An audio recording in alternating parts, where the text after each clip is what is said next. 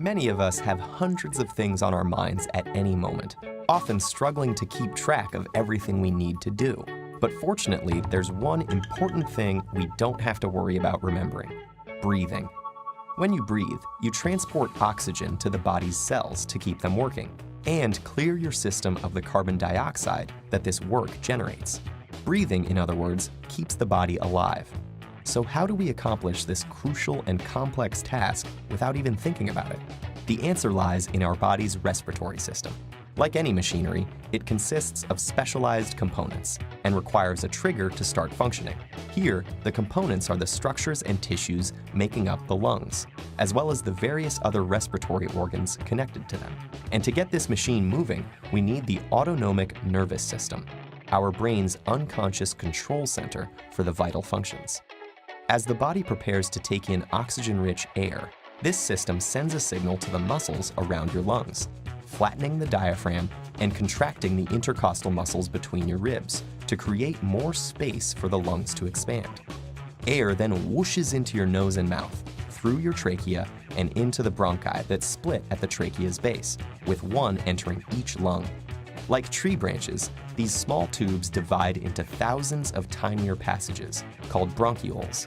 It's tempting to think of the lungs as huge balloons, but instead of being hollow, they're actually spongy inside, with the bronchioles running throughout the parenchyma tissue.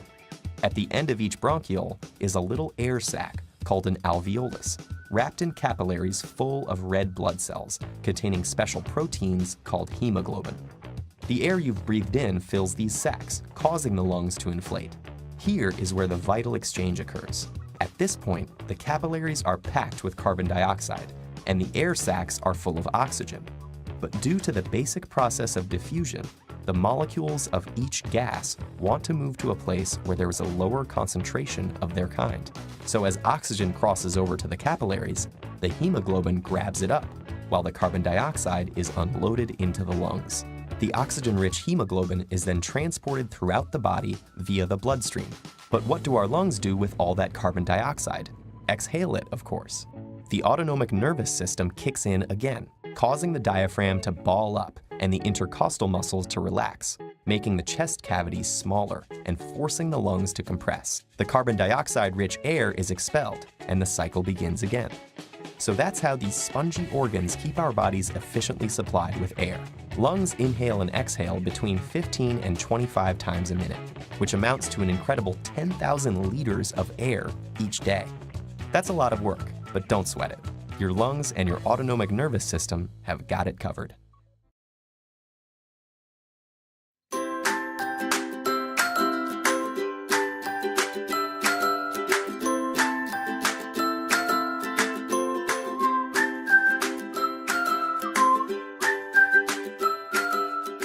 Nicotine is the harmful addictive substance found in all tobacco products. When you smoke a cigarette, chew tobacco, or otherwise ingest nicotine, the effects are immediate. Nicotine travels through the body in the bloodstream and heads straight toward the brain, arriving in 7 to 15 seconds. In the brain, nicotine boosts the reward center, releasing chemicals that cause a pleasant, happy feeling. Adrenaline is then released, increasing heart rate and blood pressure, and making breathing rapid and shallow. As nicotine use continues, these effects can damage your heart, arteries, and lungs, increasing the risk for heart attack, stroke, and chronic lung disease. Smokers are at an additional risk because nicotine is present in their lungs. Nicotine causes rapid and shallow respiration, leading to quicker fatigue during exercise or combat. Over time, nicotine permanently damages the cells in the lungs by changing their structure. This leads to increased risk for lung disease, lung cancer, emphysema, pneumonia, and bronchitis.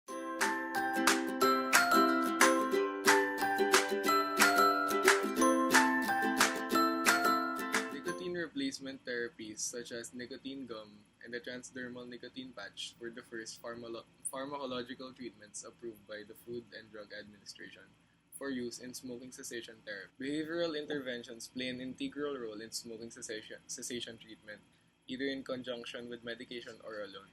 A variety of methods can assist smokers with quitting, ranging from self-help materials to individual cognitive behavioral therapy.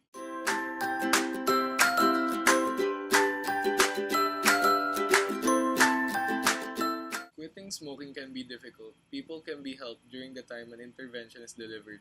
However, most intervention programs are short term, ranging from 1 to 3 months. Within 6 months, 75 to 80% of people who try to quit smoking relapse.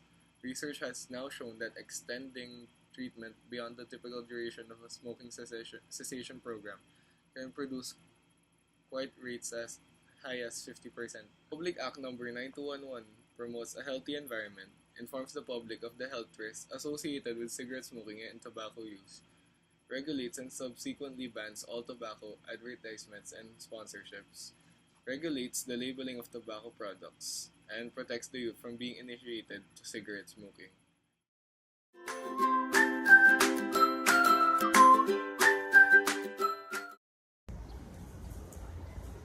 Asthma is a lung disease where your lungs get inflamed. Some of the symptoms that you can have with asthma are wheezing, shortness of breath, and coughing. Some of the other causes of asthma in one person would be air pollutants in the air such as carbon monoxides, sulfur, and another cause would also be allergens in the air coming from dust mites, cockroaches, and other animals. Foods are also another aspect that can give you asthma. Some of the treatments that you can do with asthma are using an inhaler, such as this right here, or you can use steroids that are injectable at hospitals. Another thing that you can do would also be using liquid bottles that have the medicine in it, and you are gonna put it into the machine called a nebulizer. Another thing that you can also do with asthma is going to the doctor and asking them to actually test you for asthma to make sure that you actually have asthma. And some of the other known treatments for asthma are also prevent yourself from being overly exercised to prevent the wheezing and hyperventilation. And some of the programs that are out there, for example, for schools, at least in the US, would be schools are now allowing students to bring their medication onto campus and self-medicate themselves for dangerous times where they will or may have an asthma attack. Another group of people that are working to strive and help the people that have asthma is an NGO called the Global Institute of Asthma, which teaches people about asthma and how to prevent it in the cases of an asthma attack, just to save your life or to help you in cases where you are in severe danger.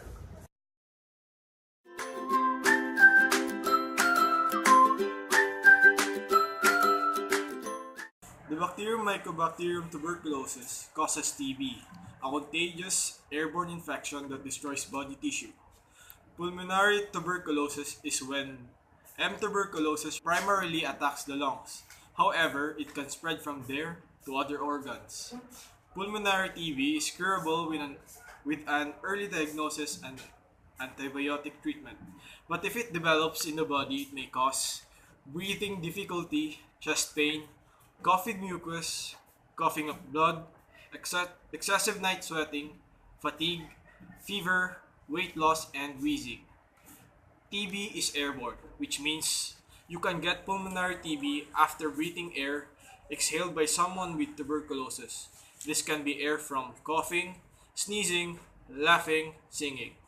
The most common TB medicines are isoniazid, pyrazinamide, ethambutol or miambutol, rifampin or rifadin, and rimactane. Some ways to minimize the risk for pulmonary TB.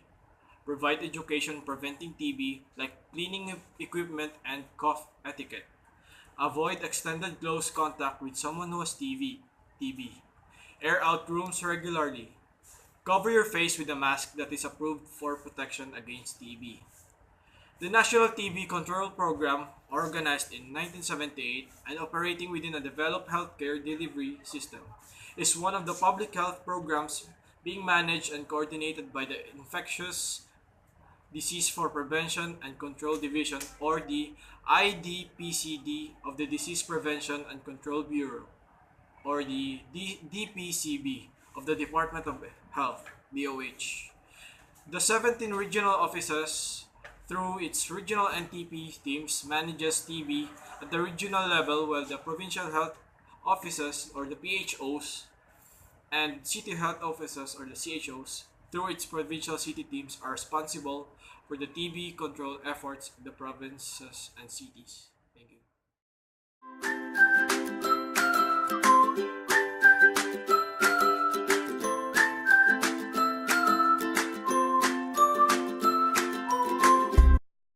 Celine Torres from 2 Political Science 3 from University of Santo Tomas. Tapos, I'm here to interview you about the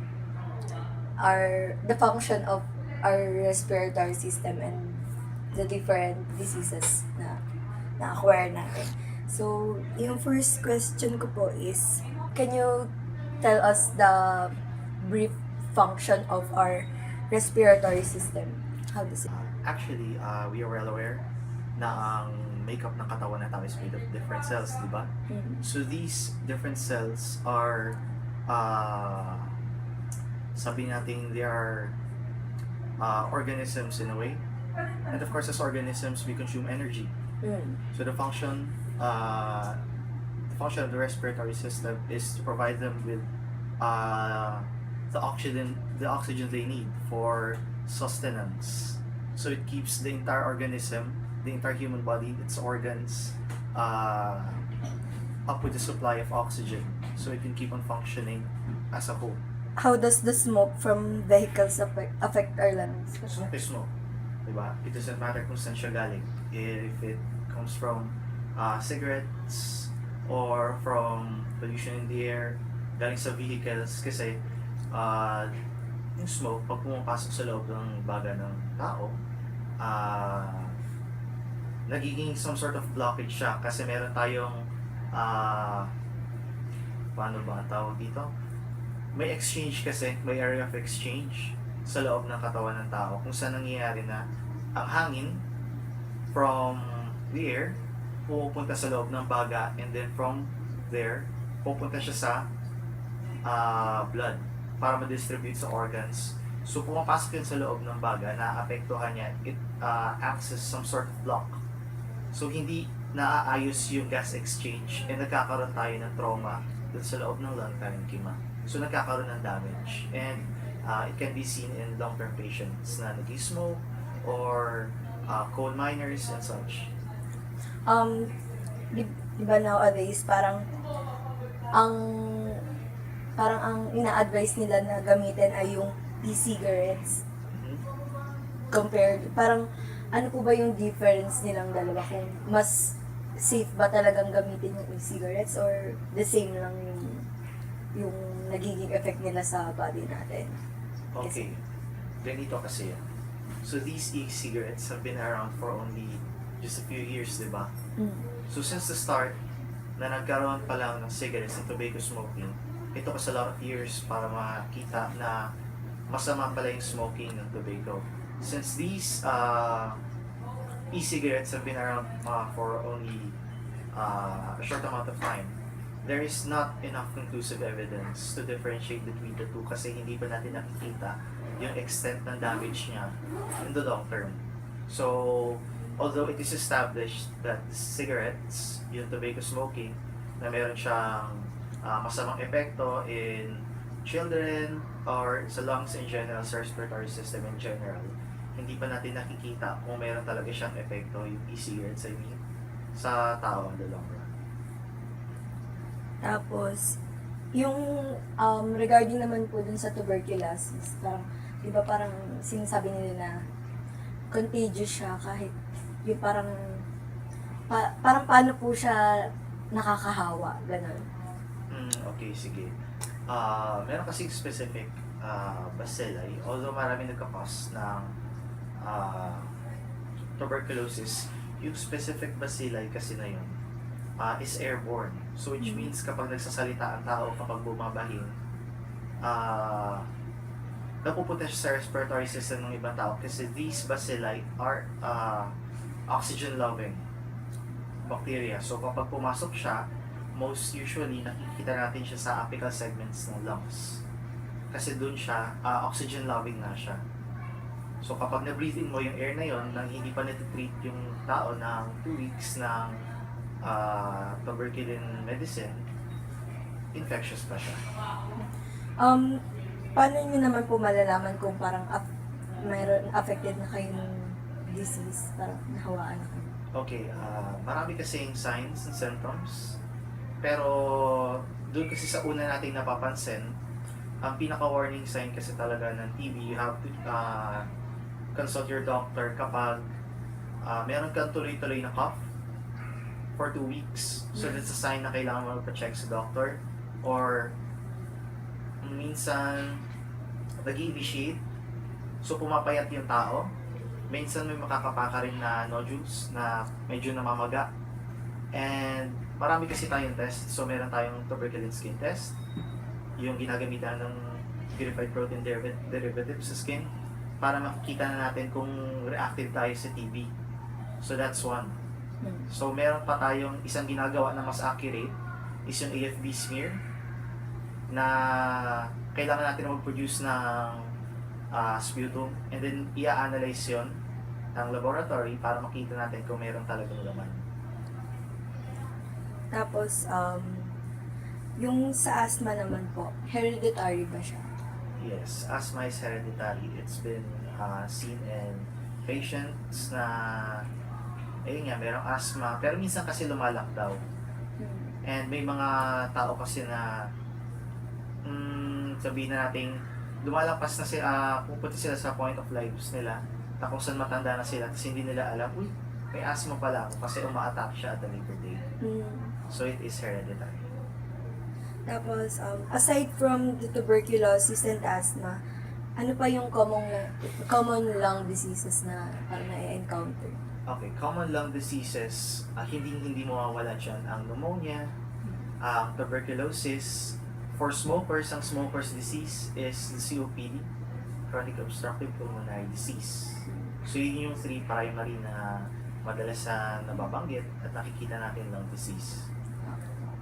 Tapos, enough ba yung ginagawa ng government para ma-disseminate yung information regarding dun sa mga sakit na pwedeng ma-acquire kung halimbawa sa cigarette smoking, parang, di ba, ang daming user ngayon, parang, sa tingin niyo po ba, effective ba yung ginagawa nila? Actually, for me, it is effective kasi meron tayong mga programs na ginagawa ng government. So, nandun ang TB Dots na nagbibigay tayo ng libre medicine for these people na hindi maka-afford nun. So, it's free from the government. And lingid man kasi sa kaalaman ng tao, we are one of the 22 most high burden countries ng tuberculosis. That's why we have these programs na ginagawa ng government. And rin-raise din yung awareness ng tao. So, andito yung recently na-apply na law na binigyan na tayo ng sin tax. And nakikita nyo na yung mga packets ng cigarettes, di ba? Meron na siya mga pictures ng mga possible na diseases na pwede mo makontract when smoking. So that's proof enough na the government is trying to deter.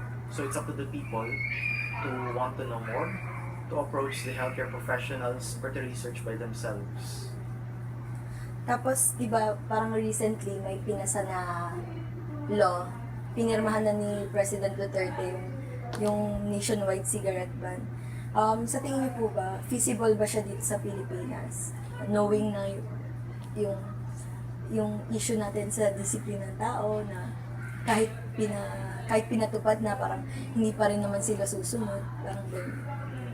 Actually, with regards to the implementation, is it feasible? Yes, it is feasible in almost every country in the world because cigarette smoking is not a necessity. It is a vice, it is harmful not just to the person or to the people who are smoking it, but for the people around them too. So it is very feasible and I highly recommend this now. In conclusion, we can say that the lungs are among the hardest working organs in the body. They expand and contract up to 20 times a minute to supply oxygen to be distributed to tissues all over the body and expel carbon dioxide that has been created throughout the body. Thus, they play a vital role in keeping a person's system working, because without it, some functions of the body will not work effectively. That's why you have to make sure to keep your lungs healthy